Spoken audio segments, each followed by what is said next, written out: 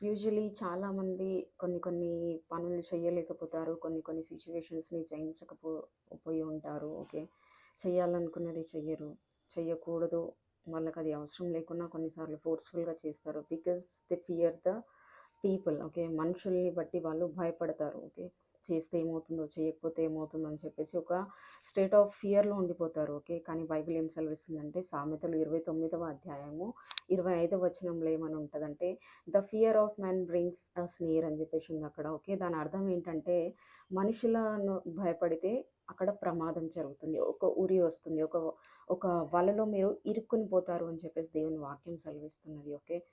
కానీ ఎప్పుడైతే దేవుని మీద నమ్మకం పెడతారో but though but those put the trust in him in the lord are safe అని చెప్పేసి ఉంటది. ఓకే.